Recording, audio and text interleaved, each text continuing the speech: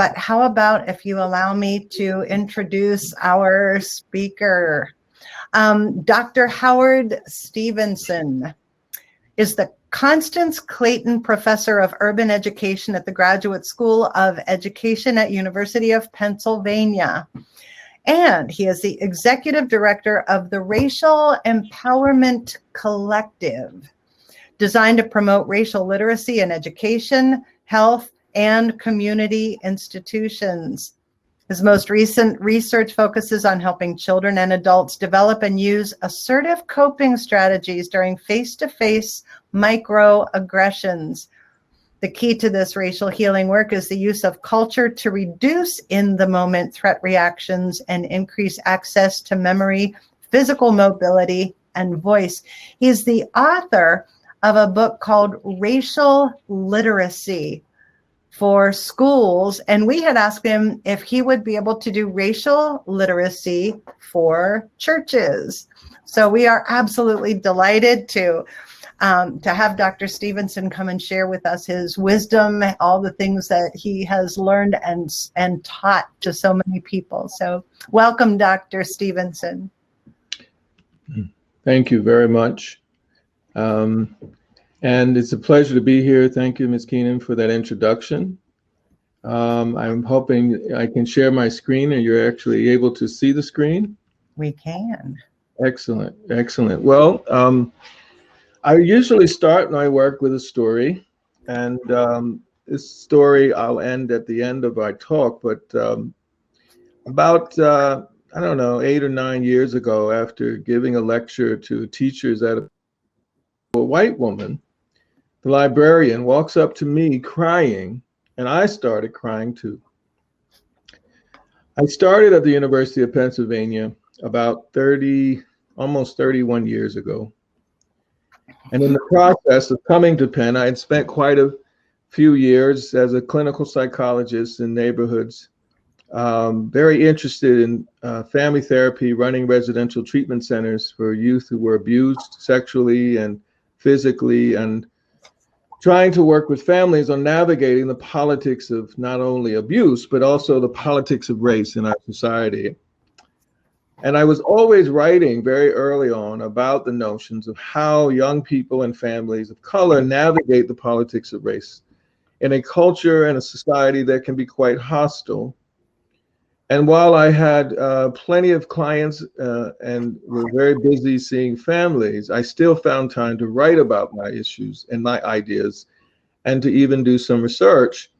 But when I came to Penn some years later, I had dreams that not only now would I be able to do my research and have more time to do it, but also I'd have colleagues to do it with. So I had dreams that my colleagues and I would read each other's ideas and work. I would get to know their work, they would get to know mine, and we could go to the coffee houses and the dining rooms around Philadelphia. And I would have support in the process of learning, doing research, developing programs. And I also knew, in the process of collegiality that my colleagues might be a little nervous since I'm interested in the topic of race. And so I decided early on to ever so slightly shapeshift myself so that I could be the kind and gentle colleague. The Professor Congeniality Award was what I was going for in that first year, because I felt that if my colleagues, knowing that I was the only African-American in the Department of Psychology in the Grad School of Education, that if they were less threatened by my challenge, my topic, or my presence, shapeshifting would allow them to feel less threatened, and they would come out of their caves. And then we could go to the coffee houses and the dining rooms, and we could read each other's work, look into each other's eyes, and then also skip into the sunset of academic nirvana. Those are my dreams. Unfortunately, it didn't quite work out that way. After a year, I only found one colleague willing to spend the time to work and be collegial with me, and I was disappointed. And after a year being at Penn, I decided I wasn't sure what was going to happen next. And there was no skipping. There was no supportive collegiality.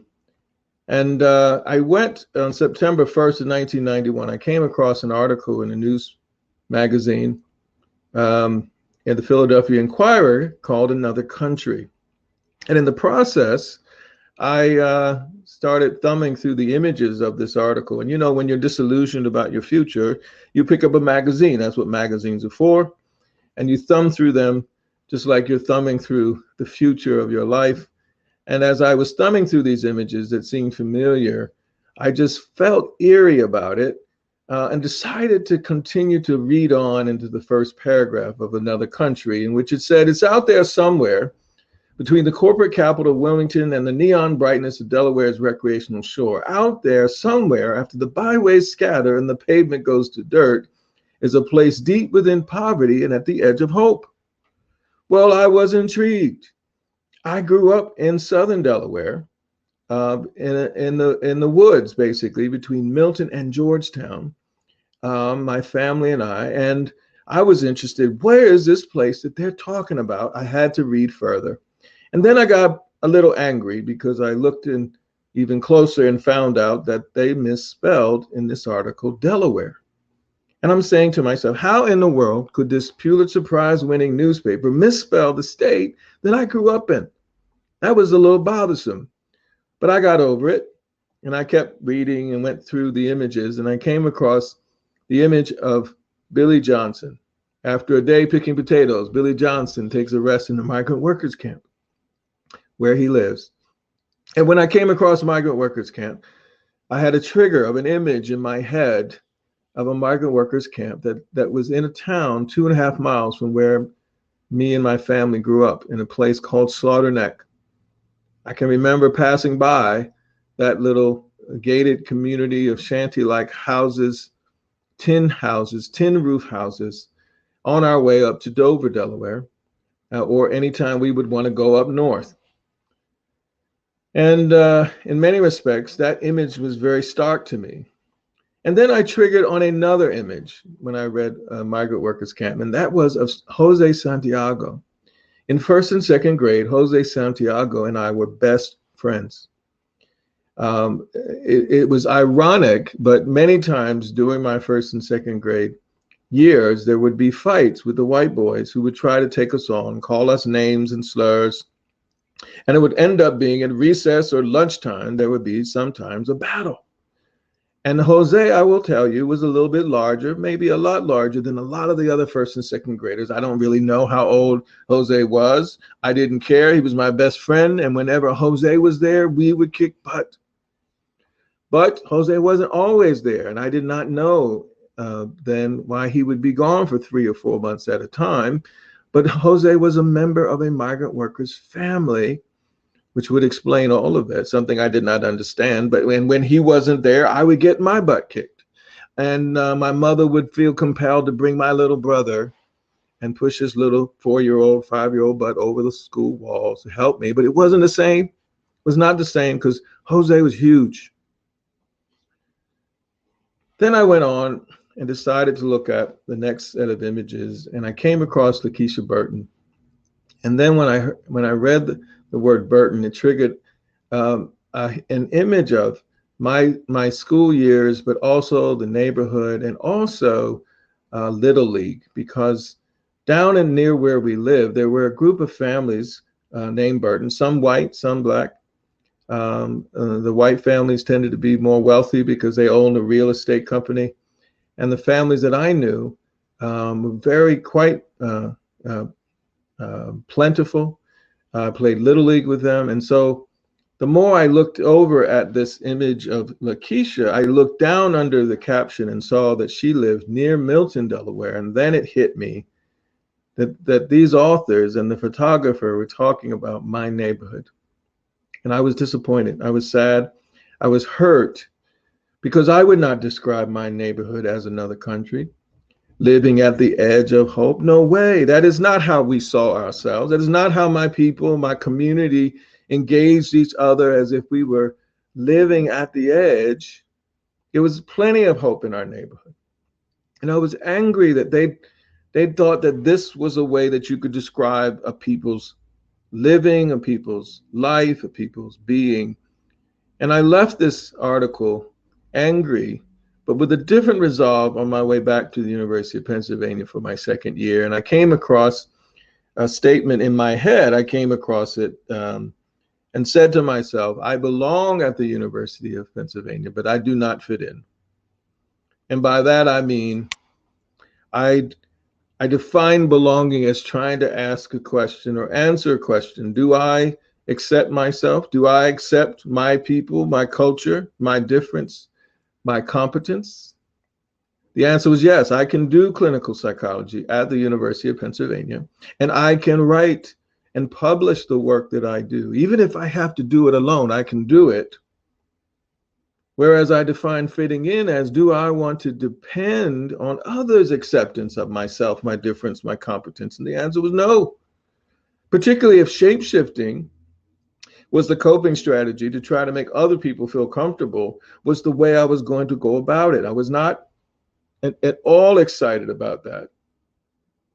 In fact, I came back hoping never to shapeshift again, even though I know we all have to do that. But the funny reason for why I actually wanted to stop shapeshifting, though, is that one, it did not work, didn't get my colleagues to go out and hang out and share ideas or read my work. Secondly, the reason is it's kind of grandiose of me to think that somehow by changing my walk and talk and my behavior in such a way to try to make my colleagues less threatened, it's grandiose to think that I could actually influence another person's threat of my racial difference, of my racial walk, of my racial knowledge. Quite grandiose. And so I ask you, as I ask so many people, how do you navigate those spaces? Have you ever been in a space where you belonged, but you did not fit in? In the 30 years that I've been doing research on this question of racial socialization, we call it, does it matter when parents talk to their kids about race? How do families prepare children to live in a racially hostile world, right? In a way, it dawned on me that many of the folks that I've been doing research with in schools, in neighborhoods, in rural and urban communities, in faith-based spaces, all struggle with some notion of belonging in a world that did not accept them. And that is sort of what led me to another sort of an African proverb that I still use to this day. And we have a nonprofit after the name of the lion story. The proverb goes, the lion story will never be known as long as the hunter is the one to tell it. And what I mean by that is that everybody has a racial story, and everybody's racial story is powerful and important. And in many respects, my story is not better than your story, and your racial story is not better than my story. Everybody's racial story is important. Now, there's another aspect of this proverb that I also find imperative, and that is, it's not anybody else's fault if I don't know my own story. And I decided one of the reasons that bothered me about the images in that article, Another Country, was that someone else had the power to distort the narrative of my community, of my people. And when I see what's happening in the world today with respect to faith, with respect to racism, with respect to white supremacy, it is about lying about other people's stories. It's about distorting the narratives that we might have of ourselves. And there's no way we can be in fellowship if we are not willing to either find our racial story and look at it with all of its ugliness and beauty, and appreciate the narratives that other people have of their stories and refuse to distort it. So this proverb has helped me to this day. And when we work around racial literacy, which I'll describe later, the field of racial socialization is really about how do parents, family, prepare their children for racial hostility. We ask people to tell stories and bring pictures. And I will share a story with you. And in our work, when we do our training, we expect everybody to tell a story. This is my family growing up. The only two people in this picture that are smiling are my parents. My parents were very different. I grew up in a multicultural family, even though both my parents are African American. My father grew up in Southern Delaware, very rural, as you see, and my mother grew up in North Philly. And you could not find two places or two people who were different from each other or disagreed on so many topics. They did not always get along because they had very different views about how you navigate the world. My father had views about something, about the country being a safer place to raise a child. And my mother would say, well, yeah, but the city has civilization. She would come back just as quick as he would throw out something, she would come back at him. They did not get along, except when it came to public events in front of the church. My mother was a choir director. My father was a sort of choreographer of the choir, as it were. And when they were in front of a crowd, or we were in front of a crowd, talk, school, church, they worked together marvelously. And even for photographs, and you can see here, for some reason, we're taking a photograph. The genre of big heads was a particular unique genre for Southern Delaware. But here is my family, my brother and my sister and myself. You can see that we have a very different tech. We're kind of waiting for something to go awry. My sister is a musician now in Southern Delaware, doing amazing work and teaching at in Maryland, University of Maryland, Eastern Shore, music and choir directing. My brother is a famous lawyer. You've probably heard of him, Brian Stevenson. He's written a book called Just Mercy, started an incredible institute, the Equal Justice Initiative, that protects and has protected hundreds of death row prisoners who have been falsely accused. And that movie about his book on Just Mercy is been out. If you haven't seen it, don't mention it to me. I'm a little touchy about that. But he is my brother. You can see here early on as a child, he had a suspicion about an injustice going on with the photographer. And I, as the oldest, had the job of protecting my brother and sister from all enemies, foreign and domestic. And it was a policy that I was, as the oldest, could not let anybody bother my child, especially around issues of race. My father and mother disagreed on how you navigate and prepare children around the politics of race. My father's way of dealing with racial politics was to have us in church 24 hours a day, 7 days a week. We were going to the Prospect AME Church in Georgetown, Delaware, literally about 20 feet from a railroad track. Whenever a train came by, you could not hear the preacher preaching. You could not hear the choir singing. We were that close to the tracks. My father believed if anybody bothered us because of the color of our skin, because of our difference, that we were supposed to pray for them, knowing that God would get them back in the end. We weren't sure when the end was going to be, but he believed that one day, in that great getting up morning, in that better by and by, there will be justice. And it is not up to you to try to sully yourself by being physical in these moments of racial discord. It is a spiritual warfare, and it's God's job to take care of it. You can imagine in the nonviolent Martin Luther Kingish kind of style of my father, he was adamant about that. He prayed for us all the time. My mother, on the other hand, growing up in North Philadelphia, had a different policy. And her policy was groomed from having lived in racially segregated neighborhoods, in which on her way to school and on her way back from school, she had to fight and go through neighborhoods of white folks who did not believe in her or her family or her friends. And she had to fight hand-to-hand combat. So she was used to engaging in the moment. She did not believe in waiting. No, no, no. If anybody bothered us, not only did she believe that you could get physical, she thought and said that you could pick up inanimate objects to help you in the cause. There was very different framework of intervention from my mother's perspective, right? Alice was her name. She literally came to Georgetown and Milton, Delaware, and found herself probably in another country. She did not understand the culture of Southern Delaware. She did not understand the attitudes of Black and brown or white people. So her way was very direct, and she offended Black and brown people because she wasn't from around there. She didn't fit in, but she made herself belong, and particularly on behalf of her 3 children, because nobody was going to mess with us as long as she was around.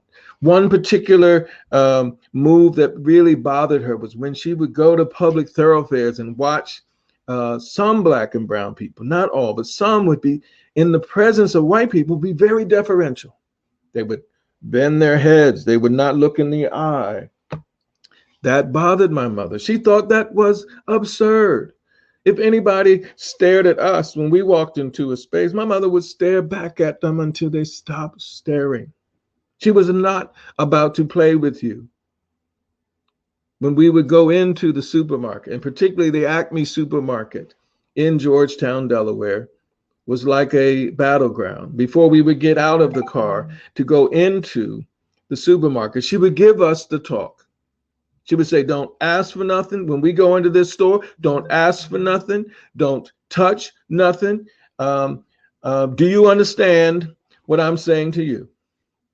We would say nothing because we knew she wasn't finished. We heard this story and this speech over and over and over again. And she gave it to us like she ain't never, ever give it to us ever before.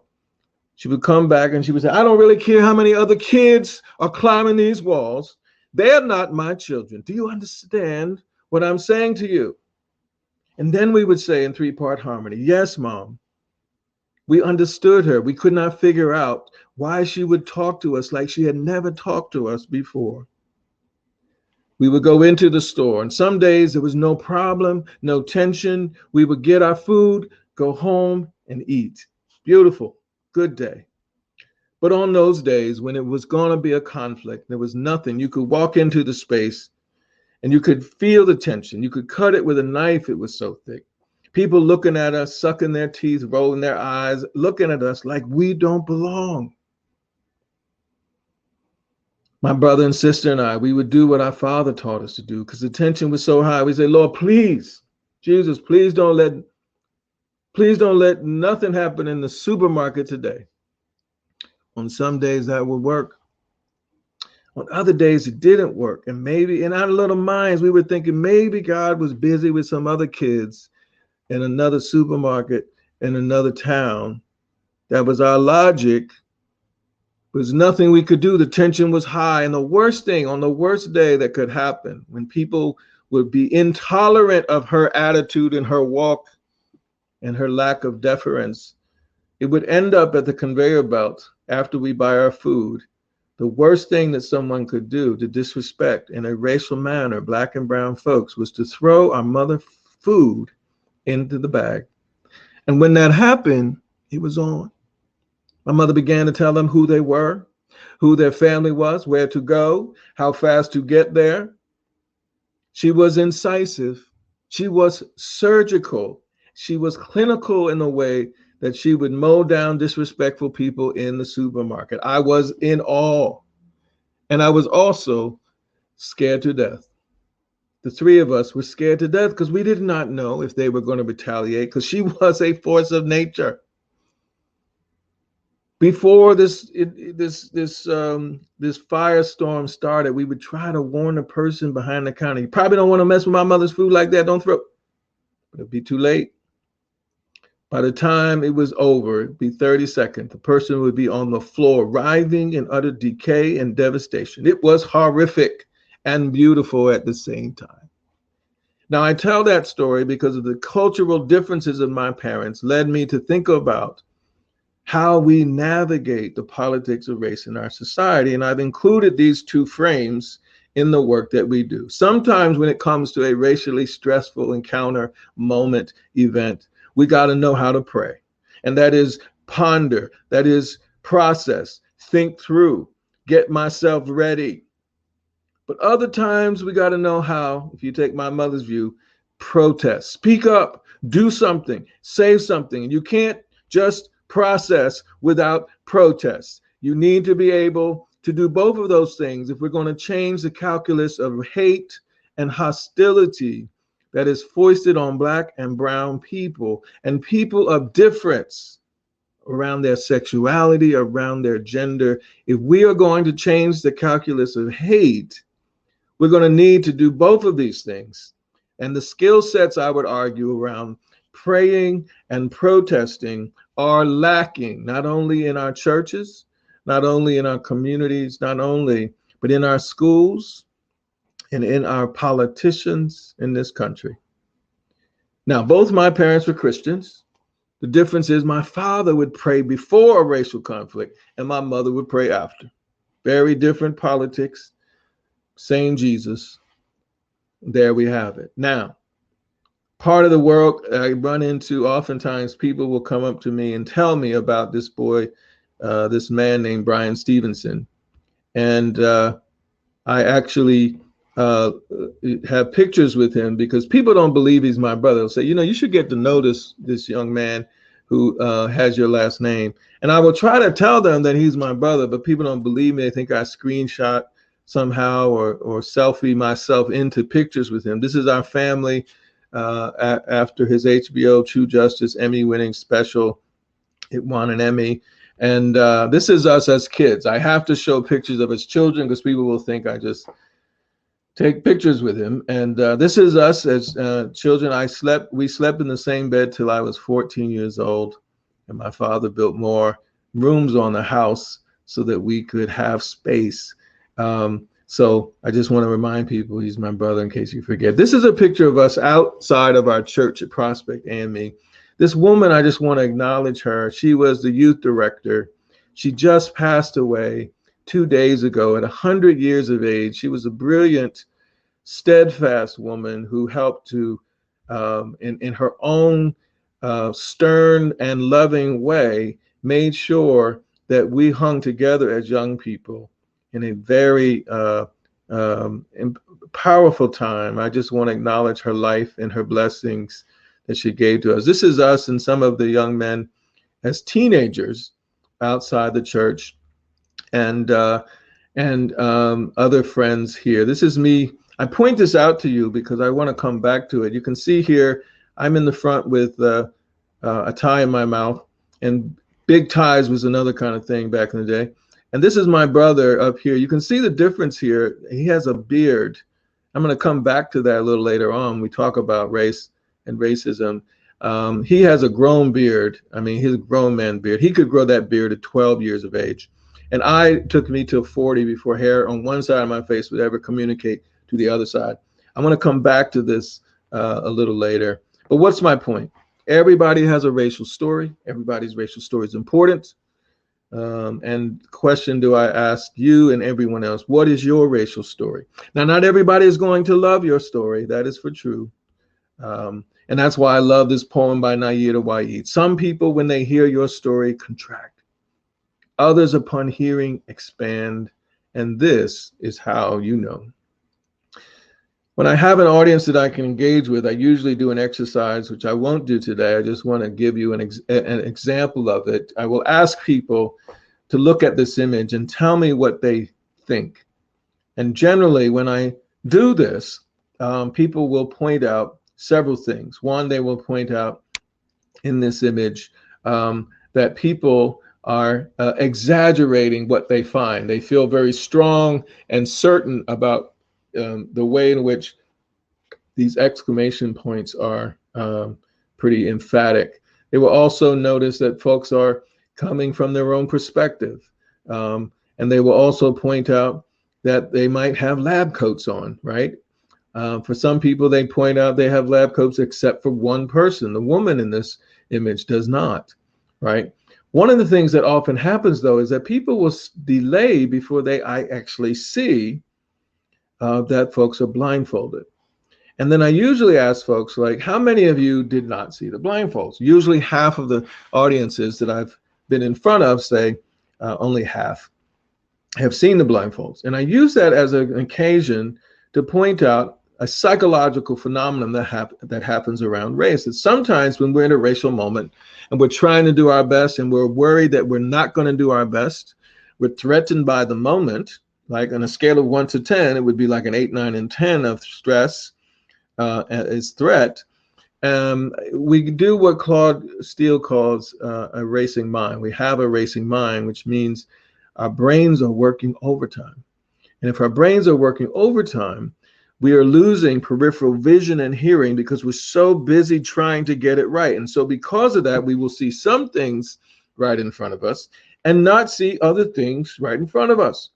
Can you imagine you ever having lost your keys, right? You ever notice that you will go all over the place looking for those keys, even go out to the car where somebody's going to find them and take your car away. And then you come back inside the house and lo and behold, right next to you are those keys. And you say, how in the world could I not see those keys? Well, the reason is because your brain is working overtime. It will see some things right in front of you and not see other things right in front of you. And if you can imagine, if you're having a racial conversation in the church, on church matters, in communities of color, where you're different than everybody else, when you are trying to listen to what people are saying, that if you are hearing some of it but not hearing all of it, how difficult a conversation that can be.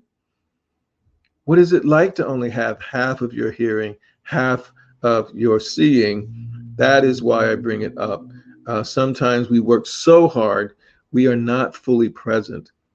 It's also true, I don't know how many of you did not notice that Delaware was misspelled earlier. Sometimes it's a matter of graphics, sometimes a matter of trying to do the best I can do in this racial moment. Now, after I ask people, what do you think about this image? I would then ask them, tell me how you feel about this image. And the goal is to get people to give me a sense of, when we talk about race in our workshops, we're not just interested in what you think and rationale. In fact, most people have a default when it comes to racial moments or conversations. They move straight to their heads, right? And instead, we want people to understand what's happening with their hearts and their emotions. And I would argue most of the most difficult problems we see in race and racism in today is that people are processing more up here, where we can distort, and than we are right here, which can give us more understanding of what's going on. The third thing I ask people to do is consider the notion not just of thoughts and feeling, but the particular feeling of stress. And I ask people, how many of you would agree with me that the person here who discovered a snake is going to be more stressed than this person who discovered a rope? Most people say yes, right?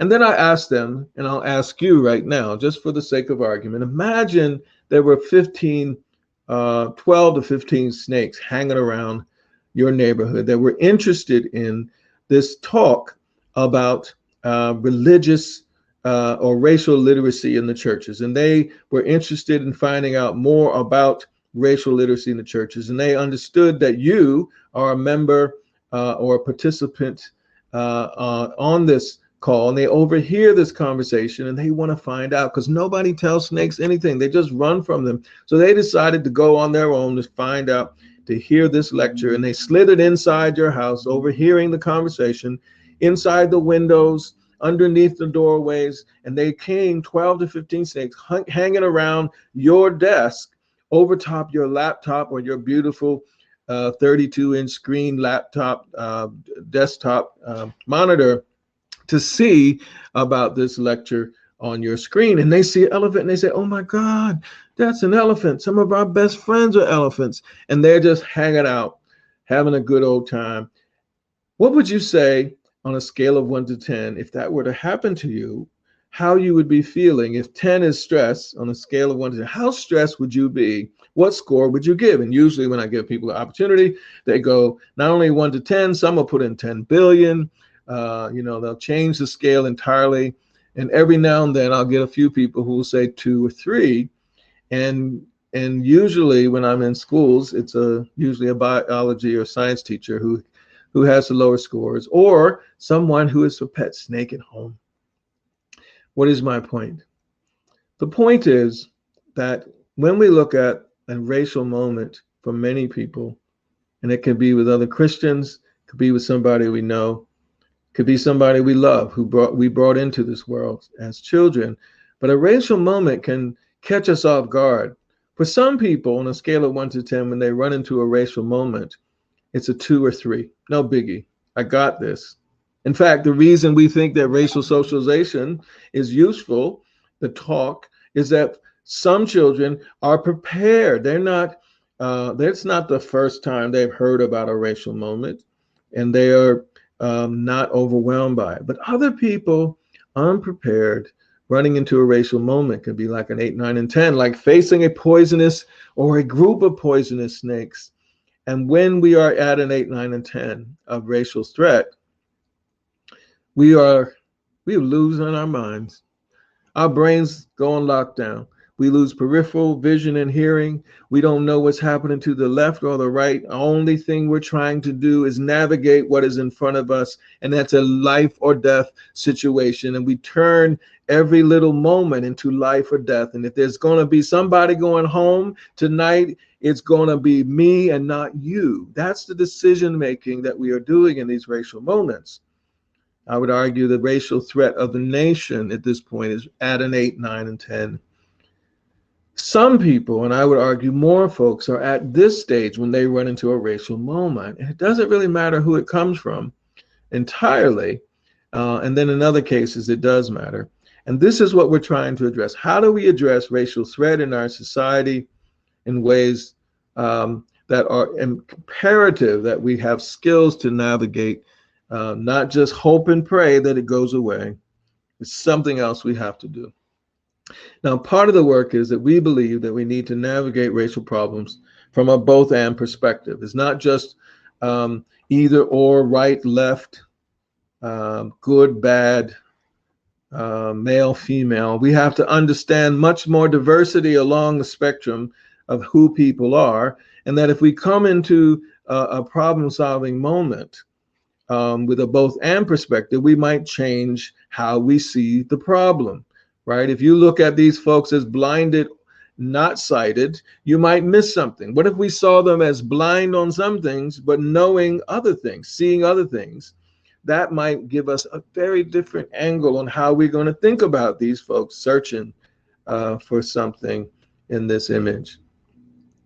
So both and is very common. Now, as I was giving you the example of the snakes, I'm very interested in how many of you noticed what your body, thoughts, and feelings were doing during the snake example? Usually I have a poll where I'd ask you this question and find out what people say, but I'm not going to do that today. And when we come to the Q&A, I might ask you again, did you notice anything when I was giving that example? Did you see any images in your mind? Did you notice any body movements, any feelings as we were talking about the snake, right? So what are some of the assumptions of the work that I do? Some of the assumptions are that racial encounters matter more than race symbols. What do I mean? Having a symbolic statement of a Black president or biracial president is absolutely important, but in many respects, it does not mean that we're going to change the needle of white supremacy or racism in our society. And part of that is because we have spent a lot of time in this country focusing on symbols for change and not always realizing that those symbols don't always filter down to where we live, who we speak to, day-to-day, face-to-face encounters. These racial encounters, though, matter, I would argue, a little bit more than the symbols. How do I navigate this? Do the symbols actually help me become more literate in my relationships? No, not necessarily. Racial stress matters. We will talk about systemic racism change, very important. The church should be at the core, at the forefront of addressing systemic change in our society, in our systems of justice, of health, of education. Where is the church? We might ask that question. How are we challenging those who are focusing on love, but not change or agitation in systems that are designed to not love certain groups of people, right?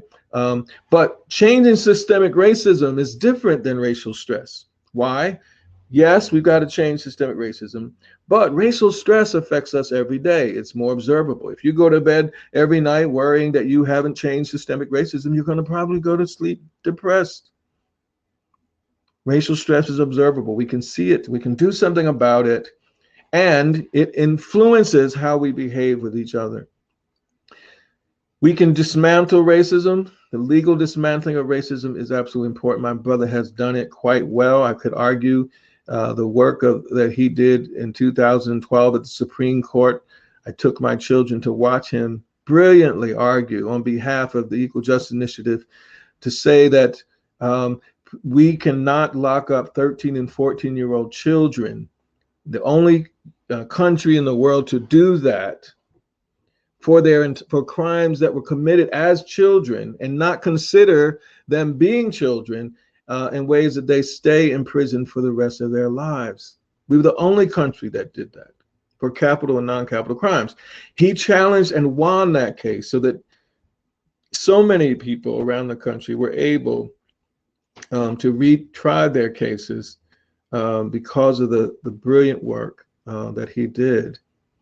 The changing the system is absolutely important, but that won't address the emotional trauma that Black and brown and impoverished folks have to navigate every day. We still need interventions for managing the trauma in our hearts and minds, right? Society also teaches us to avoid talking about race. And we notice that even in churches and schools that folks are reticent. They still haven't figured out how to navigate these conversations. We're interested in competence, not character. Just because you're a good person, very nice. Maybe you see yourself as a moral person, and that's great. The point is, being nice or being good is a separate reality than how competently you know how to navigate racism in our society, right? We have the nicest and the kindest people who will see racism go on and say nothing. Where is God in that? That's what we need to be asking ourselves, right? Being a good person should not be the primary goal when it comes to, are you being just? Are you doing justice? And in that sense, competence is more important than character. We don't hire educators. We don't hire pastors. We don't hire folks in our churches who are just good. If they couldn't do the work, we wouldn't hire them. I say in schools, you imagine an algebra teacher opening, right? And I tell you, I have a friend, he's a really good person, but he has problem with counting and numbers. He gets a little confused, but because he's got character, you should hire him to teach, high school algebra. You would think I was crazy. So many times we use character when we think about racial politics and competence for everything else, and that's not right. The last thing I'll say is we can solve racial stress in everyday life, but we're going to have to practice. Now, what is racial stress? What is a racial encounter? And when we think of racial stress and an encounter, we're talking about face-to-face encounters. Yes, we could talk about ideology, what we believe, right? We could look at the polity of our church. We could look at the principles and the history of our church as a very our stance on racism. That's important. What we're talking about is more proximal. And that is, in a face-to-face encounter, how do you navigate the politics of race? If you only had 2 minutes, right? And the encounter would be like before, during, and after that face-to-face encounter. And an encounter encapsulates our emotions, our physiology, and our thoughts. And all of that affects our voice. You ever have a racial justice moment where you thought this was going to be your time to be the drum major for justice that Martin Luther King talks about, and instead of standing up, you tripped up and fell down because you didn't use your voice? You found yourself stuttering. You found yourself like a deer in the headlights. And that's because your brain was on lockdown. It's because your physiology, your cognitions, and your emotions were fighting each other, and you had no sense of them. That's human. We all have had those moments, right? But an encounter is an encounter because it draws on the psychological resources of those three things, right? So imagine, let's say, I'll use a school example in this case. Let's say, or let's use a pastor example. Let's say you have a parishioner coming to you at a meeting at 3 p.m. It's 9 a.m. in the morning. You're running a Bible study at 9 a.m. in the morning, but let's say at 3 p.m., you have a meeting with Mrs. Alice Stevenson, who is pretty righteous. She can come in and get racial in a second, and you're a little nervous about that 3 p.m. meeting with Mrs. Stevenson. She's concerned about where the church is going. And it's 9 a.m. and you're half focused on the Bible study, but you're half focused at that 3 p.m. conversation with Mrs. Stevenson, and you're not fully present. That is considered a racial encounter because you're worried, is 3 p.m. going to get racial? 3 p.m. comes, you have the meeting with Mrs. Stevenson, it goes splendid, great, or it goes rocky and it gets racial. That's a racial encounter. Why? Because it's drawing on your psychological resources, emotions, physiology, and cognitions. 9 p.m. that night, you think back on that meeting you had with Mrs. Stevenson, you go, man, I should have said this, I should have, That is a racial encounter. And in that sense, we also know that these encounters are stressful and threatening. Now, I've told you about a racing mind. Your brain is affected during a racially stressful moment. But you don't know is if you look at the neuroscience research, we know that even showing images of Black and brown folks can be disturbing and create triggers in ways, in this case, the stereotype of threatening young Black males so ingrained in the collective American unconscious that Black men now capture attention, much like evolved threats such as spiders and snakes. This is some of the research where they show images of men, Black men, and also show images of spiders and snakes, and you find similar primitive stress reactions, threat reactions, which tell you something about how we have socialized the narrative in this country, socialized people to be afraid in seconds, in milliseconds, of the very presence of people who are different, right? That's why I use the snake example. This work also looks at how sometimes our ability to try to appear as if we are not racially motivated in one direction or another, or racist, as that word portrays, we will work overtime and get exhausted. Trying to pretend that we don't feel a certain way or think a certain thing is also exhausting and can leave us debilitated, sweating, inability to focus, no eye contact. There's a host of behavioral and involuntary movements that occur. You also should know that the racial stress literature and racial threat literature has looked at not just how we think of adults, but also children. In this study with Philip Goff, amazing work around asking participants to judge Black boys versus white boys at 10 years old, saw the Black boys as less childlike and projected them to be 4.5 years older. This is what he calls dehumanization. If you can imagine, right? What it's like to be a parent of a child where they are going to leave your home, go out to school, go to after school, go to the supermarket, then to the playground, and on the way back home. And every step along the way, you worry that somebody might not see your 10-year-old as a child. That's a scary thing. Imagine if you were the parent of a 12-year-old daughter who looks 17. You stress differently, don't you? Right? There's a way in which you're not worried just about her. You're worried about how other people will see her, because other people will come in her orbit as if she is older than she really is. And that's got to be a scary thing. When my brother was 12, he could grow a beard. I was older than him. I'm still older than him. And people then thought he was older than me. The idea that I can project you to be older than you are is not a healthy thing. It's not, in the context of race, is a very dangerous thing. What he calls dehumanization. If I see you as something, distort not only your narrative, but distort your very being and presence.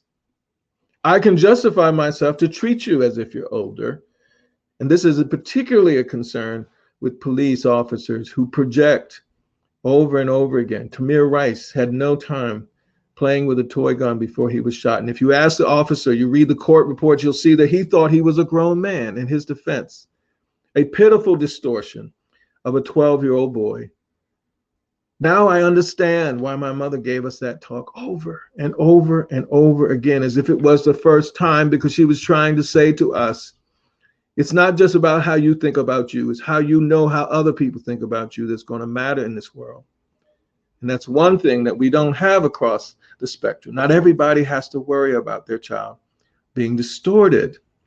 And some of our research has looked at the added burden for parents to navigate this hostile world worrying about what's going to happen to my child. That's why some give the talk. That's why some don't give the talk, because we're trying to protect our children. This is true for 5-year-old boys. I won't go into detail there if you look at that research. But racial stress also undermines our decision making, right? If I ask you all, which grade do you think students of all racial groups are expelled the most? I usually use a poll, right? Most people, and I've done this hundreds of times, usually say 7th and 8th grade. And you know why? I think it's because they hated their own middle school experience. Everybody hates, well, not everybody. Some people hate their middle school experience. That's the most predominant answer to this question. But the answer is pre-K. My good friend Walter Gilliam, look up pre-K left behind. You'll find all this data. Pre-K preschoolers are expelled at 3 times the rate of K through 12 students. But that's not what he's really trying to say. What he's really trying to say is that the bigger issue is that in pre-K, Black and brown students are expelled at greater rates than white students. And you kind of say, how could they expel those, not suspend, expel those cute little cuddly kids in preschool? And what he describes the reason as is egregious overreactions driven by their biased expectations and fears of these youth. I think that's racial stress. The point is, we have disparity at preschool. We have it for girls and boys. Girls of color more likely to be arrested and suspended and referred to law enforcement. That affects their future academic trajectories. And if you look at the Georgetown Law National Education Survey, you'll find that educators also believe these girls needed less protection, less nurturing, less support, right? And part of this comes from a perception, distorted perception, that these girls are almost adult-like, right? Parentifying them and saying, if that is the case, I don't have to support. They don't need as much loving and nurturing, right?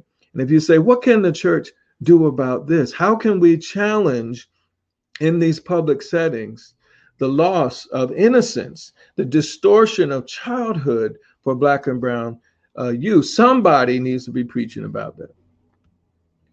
Finally, we will say that racial stress harms our health. We could talk about this, the connection between racial stress and cardiovascular illnesses, disproportionate breast cancer rates in Black women at earlier ages, prolonged stress, as well as sleep quality that we found even in adolescence. Racial stress harms our health, it harms our healing, it harms our healers. I'm going to come to one example.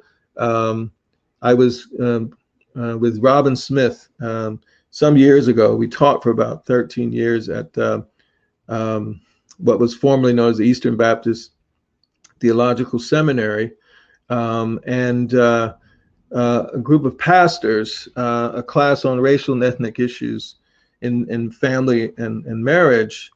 And we use a lecture around lynching, and this is a lecture. This is an image of Reuben Stacy, who was murdered simply by going into a building to ask for a glass of water. And when we show this image to the class of pastors, most of them Southern Baptist ministers, they actually, we do it to talk about the politics of race and the psychology of race from the perspective of adults and children. And I usually at some point ask people, adults have a way to look at horror and distort it as if it really isn't horror. They will justify it in ways, right, that is beyond. We could tell a lie and pretend it's the truth until the cows come home. You know what I'm talking about. But children are different. How is it that children could actually do that? And I circle these 2 little girls on the side and ask the class, what do you think children, children aren't that sophisticated to be distorting what they see. How do they emotionally manage that? And as soon as I circled this, one of the gentlemen in the class of about 30 pastors started crying uncontrollably. It was loud and it was interrupted. We stopped the class, had a break, talked to the gentleman. He's about in his 50s, and he was a pastor in Tennessee, rural Tennessee. And he basically said to us, he was a child, a young child at a lynching growing up. And the lynching started on Good Friday and it ended on Easter Sunday morning. Now, we couldn't make this up. Robin Smith, who is a wonderful Dr. Robin Smith, and Reverend Dr. Robin Smith is a wonderful, inspiring leader, preacher, therapist, psychologist, and has written books on how to heal from a variety of perspectives. We were both there. We couldn't believe it. And part of the idea is that he was having a trigger. Once I sort of triggered this image of these two little girls, it triggered his own memories about himself as a child at a lynching. And he said, I have not talked to anybody about it. And we asked him further questions to understand what else was going on in his life. And he was a pastor in a church for years that was all white. And in the last several years, Black families were moving into that part of his town, and some came to his church. And that's when he started having nightmares. And it all came back to him. And I look at this as a kind of trauma, right? This history of violence and the process. So what are we going to do about it? In the time that I have, I want to leave time for what are we going to do about it? What we learn about talking about race, not only for children, but also for adults, is that talking about race is healthy. Why? Because it gives us preparation, gives us a chance to process and then to speak up, protest. And part of it we learned is that the more messages we've gotten around race or strategies, our stress level goes down during a racial encounter and our confidence goes up. Instead of fight, flight, and fright as a threat reaction,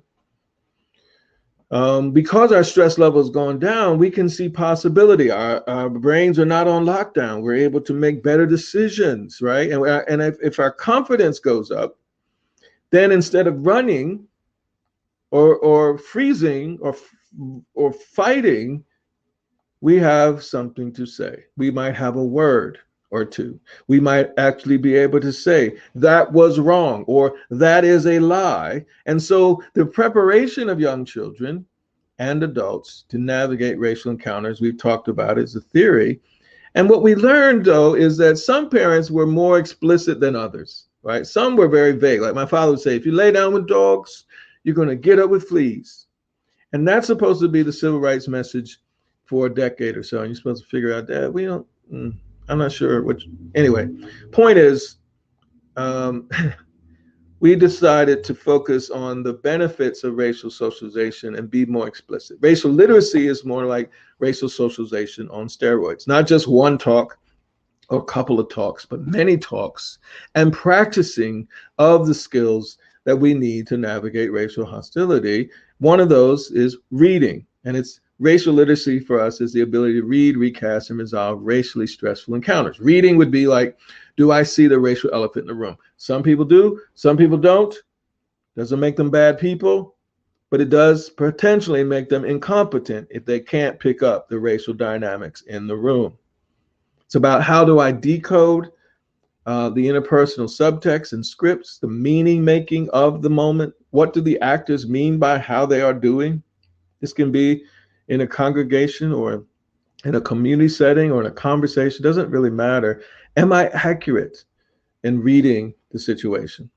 Recasting is how do I, if I'm at an 8, 9, and 10 threat level of racial stress or racial reaction, how do I bring that down to 5, 6, or 7? And we use a mindfulness approach called CLCBE, calculate, locate, communicate, breathe, and exhale. Right? So calculate is what feeling am I having right now? And on a scale of 1 to 10, how intense is it? And it could be multiple feelings. Let's say I get called a particular racial slur from somebody I go to church with. Wow. I'm angry at a 9 that I got called that slur. Maybe it just slipped. But I'm sad at a 6 because this is somebody I thought I knew. Calculate. Locate is where in my body do I feel it? Oh, the anger, I feel like fire on the back of my neck. I can feel the fire. I'm all hot back here. The sadness is like in my stomach, like this person I thought I knew kicked me in the gut. I didn't expect it coming from somebody I knew. Communicate is what self-talk and what self-images or memory come to mind. For me, hearing that word triggered me back to first and second grade with Jose Santiago when we were kicking butt, because that little word could get us started, man. It didn't take much. I'm seeing that in my head. And I'm saying to myself, I don't believe that he said that to me, not him. Self-talk and self-memory and images are communicating to us in the moment, and then breathing and exhaling in 4 counts, out 6 counts, slower, allows us to bring oxygen to our brain and allows us to make decisions more clearly. Why? Because we can see peripheral vision, our blocked peripheral vision opens up, and man, it's a very different world in that sense. I was speaking to a group of 5th graders in Chicago many years ago, and before I could get to communicate, one little girl stood up and she said, I'm angry at a 9 that I'm the only Native American girl in this school, and I can feel it in my stomach like a bunch of butterflies fighting with each other so much so they fly up into my throat and choke me. Brilliant Native American girl, knowing herself, her heritage, her body. She was literate about what was going on with her, and she found her moment to speak up, and she did it. Recasting. Reading, recasting, resolving. Reading, see the racial elephant. Recasting, how do I bring my 8, 9, and 10 down to 5, 6, and 7? And resolving is, do I make a healthy decision during this racial moment or encounter that is not an underreaction where I pretend it really didn't bother me when it really did bother me? Or overreaction. That's when I curse out everybody. A nice curse out, by the way. And that includes the cat and the dog, and they had nothing to do with the situation. There was a way in which our ability to respond to the moment begs a very basic question, and that is, do my social justice decisions and behaviors match my social justice values? I might believe in Jesus, but when the time came for me to act and do what Jesus would do in this moment of injustice, did I do that? Did I act justly? Did I do mercy? Those are the questions. The actions, not just the beliefs, is what resolving. It's not solving the racial problem, but it's resolving that tension about what I'm about to be. Am I about it?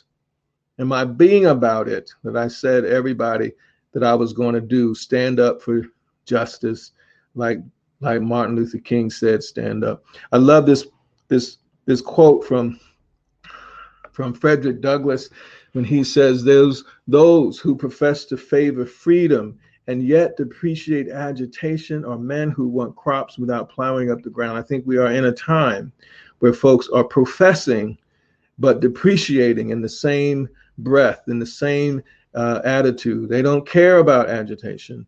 And I would argue we've got to be agitators in this culture from our faith perspectives. Take home points. Racial stress impairs our perceptions, decisions, behaviors, and relationships. Why? Because it affects our bodies, our thoughts, and our feelings. And that, if we don't address that, it's going to impair our perceptions, decisions, and relationships. Feeling overwhelmed and threatened is human during a racial encounter. Avoiding racial feelings and racial threat and seeing and facing it is also human, but it leaves you unprofessional, unethical, incompetent, and I would say not fully pursuing your faith or acting it out. Racial stress is observable and resolvable if you face it. Only if you face it. If you're running, you can't face it. Seeking help, knowledge, and practicing racial literacy is smart, ethical, and courageous. And racial literacy is not about blame, but it's about preparation, not about just character. It's about competence, right? To read and recast and resolve. Are you prepared is the question, right? Are you ready to run, to fight, or to freeze? Or are you willing to take the time and to do it until you can do it within 2 minutes? That's the idea. I'm going to end before questions. Martin Luther King, in this letter from a Birmingham jail, is saying, not at one point, he's trying to get Christian folks, supporters, to see that you got to be an agitator at some point. But at some point in this letter, he stops becoming a civil rights leader. He stops being a prophet or a preacher, and he becomes a parent. And in this moment, he says, you suddenly find your tongue twisted and your speech stammering as you seek to explain to your 6-year-old daughter why she can't go to the public amusement park that has just been advertised on television. All of us understand our children can bring us to our knees in the space of seconds. What he is going through, tongue twisted and speech stammering, is a racial stress reaction brought to our knees. And then he goes on, and you see tears welling up in her eyes when she is told that Funtown is closed to colored children, and see ominous clouds of inferiority beginning to form in her little mental sky. I can think of no more beautiful imagery, no more noble task for a faith-based institution or entity taking on the challenge of preventing ominous clouds of inferiority beginning to form in our children's little mental sky. And it's not just my Black and brown children, it's also white children in this country and in this world, that if they learn that they are better than somebody else, or their story is better, or their culture is better, they are going to be on the wrong side, not just of history, but of faith. And if we are going to be about it, we are going to need to teach not only our children, but ourselves, our stories. What is your story? I'm going to stop there and open it up for Q&A. I think I can do that. Hi, everybody. I had seen Battle Robinson. Battle, did you have a question? If anyone does have a question, just click on your audio and video, and I'll invite you to come on up here and speak directly to Dr. Stevenson. If you put a question or a comment in the chat, that's another way to do it. Tom Davis, Dr. Stevenson, what you did today was both informative and healing, not just by what you said, but how you said it. You spoke honestly, and it points with a humane humor. This way of interacting is in itself disarming. Thank you. Thank you. Thank you, Mr. Davis. Ms. Davis.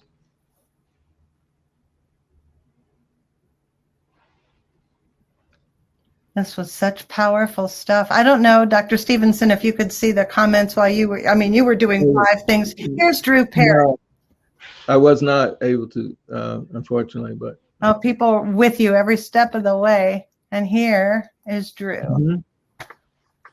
Hi. Hi, Drew. What a moving talk. Thank you. Thank you. You're welcome. I had a question. Our congregation is in a community that is mostly African American and Latino, and it's been a very Caucasian church for our for probably the last 50 years. And my question is, as I'm working with the young people of the community, are there ways that I can be open to listening and open to hearing the stories, and not come across as someone who like, I want to be sensitive to the racial experience that these young people may have experienced as they're growing up in the PG County area, and I'm sure there's some of that on the Eastern Shore here too. So I was just wondering, is there an approach that you would have me, as someone who presents white, would you have me, how would you recommend that I approach these young people that are coming to our church now? I mean, I think just being you, right? Part of that work, and the reason I propose calculate, locate, communicate, breathe, and exhale is, what do you notice? And I guess maybe self-observant What do you notice about yourself when they come into your presence, right? What do you notice about how you see them? What notes are you taking on yourself? So, we usually say to a question like that, calculate, locate, communicate, breathe, and exhale. First, what comes to your mind? And then in that sense, especially in a racial conversation or moment in our society, we are prone to worry so much that we're not doing it right, that we don't usually do things to help clarify, like tell people, like, I'm a little nervous here, and because people are watching us. One of the things we know about racial socialization in families is that most parents believe that as long as they don't say certain things, their kids won't figure stuff out. But children do a lot of interpreting of our nonverbal behavior, and so they know us better than we think they do. And we think most of our faux pas are in what we say wrong or right, and our nonverbals are giving us away all the time. But if you notice your nonverbals when you're with young people who are different, you can put some meaning to it and say, look, I'm a little nervous. That's why my right leg is twitching. And it's not about you. It's about, I want to do the best job I can. I want to hear your story. And let me tell you my story about this. Here's my race. Then you are in a way giving them an understanding of, oh, this is who this guy is. And I don't have to keep guessing. And there's some permission giving there too, huh? Absolutely. Yes. Yeah. And you're modeling, right? Yeah. You're saying, if I'm willing to share my vulnerability, is that enough for you to potentially do the same, which is what we want to have happen in church, right? Or in service provision, right? So. Yeah. Thank you very much. Thank you for the question, Drew. Thanks, Drew. We have a couple of pastors asking similar questions. In an effort to learn more and become better allies, what kinds of resources and readings would you recommend? I don't know if we have a place, and I think there is a place I can leave some of the links that we have from our work. We have also, if you go to recastingrace.com, that's the website of the research work that we're doing. And I can give to the conveners of this also a lot of links that we have. And the lionstory.org is the nonprofit that we use to train. We've trained thousands of folks across the country in faith-based as well as corporate, as well as, community organizing spaces. It's a 20 to 24-hour training model as a basic level. And part of the job is, today was just a talk. Imagine if you had to practice this conversation with someone else, which I prefer, because I do think, we are all prone to talking about justice or talking about faith, and the anxiety of actually having the conversation or speaking up needs practice. We have to simulate what the moment will look like. And we're finding that if you're a CEO, you have power that you're not aware of that happens in boardrooms, and those decisions could affect other people's lives, police officers as well. You can argue anybody. And the question is, can we simulate the situations in which you're most likely to make a bad decision or an unjust decision, whether it's intentional or unintentional? We've got to recreate those experiences, the stress levels, and then have you practice the skills to see until you feel confident and competent to actually find your voice. And young people, particularly, we found teenagers love the opportunity to find their voice in a way, because they are navigating identity and self and who they are minute by minute. Yeah, thank you.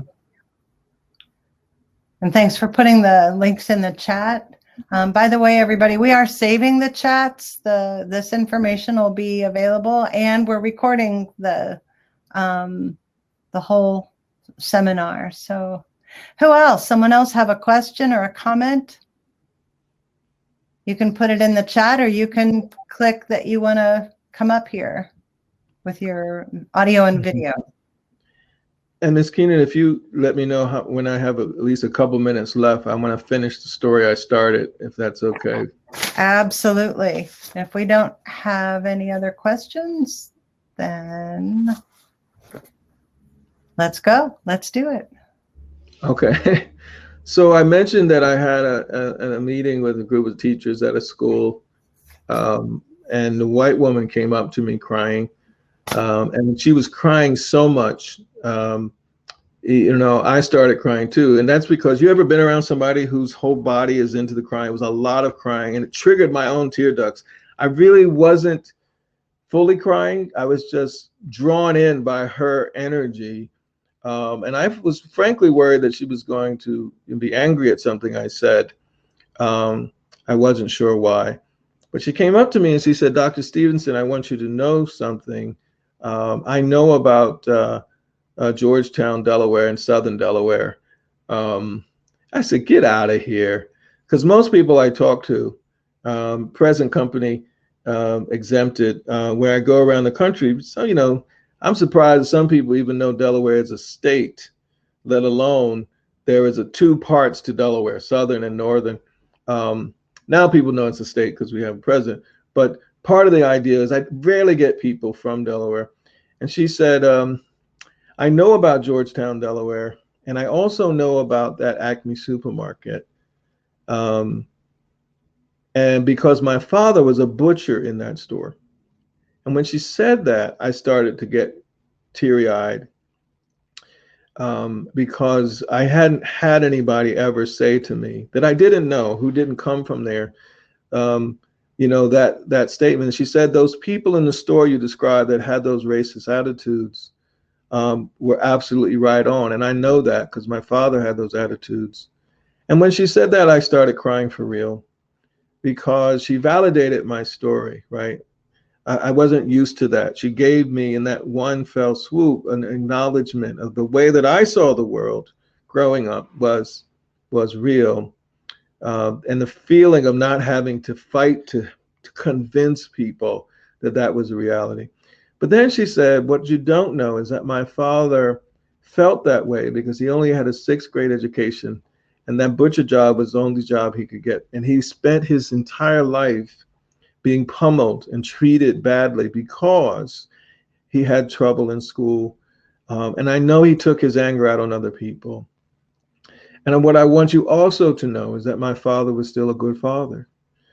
And I appreciate her fighting for her father, and standing up for him and putting a sort of both and spin. She was basically trying to tell me that her father had a story that was more to his narrative. The people in that store, there was more to their narrative than my even perspective of them.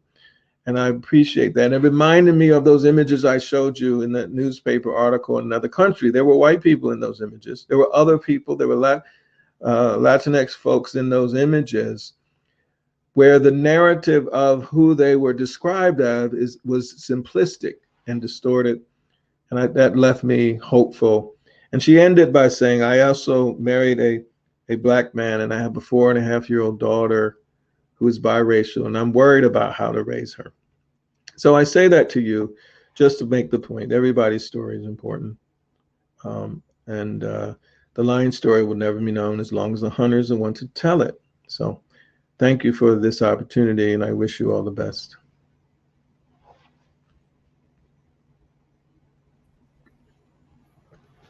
Oh, thank you, Dr. Stevenson. This was so powerful. This was rich, and look at people, see, clapping, and I would echo what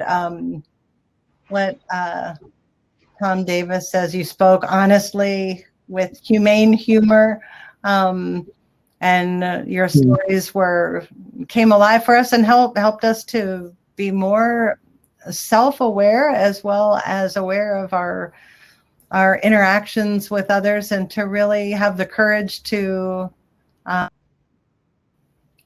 look at those and to take steps beyond the looking. So thank you for that. I wish we could listen to you for a lot more, but you gave us wonderful resources too. So thank you. See, everybody is See people from downstate Delaware. There are people from Georgetown here. Watch out. Yeah, there you, oh, I hope you're able to see all those. Yeah, thank you. More than one person, tears. Yeah. So thank you. All righty. All right. So glad you could make the time to be with us. Thank you, Ms. Keenan. Thank you. Take care. Bye-bye. Take care.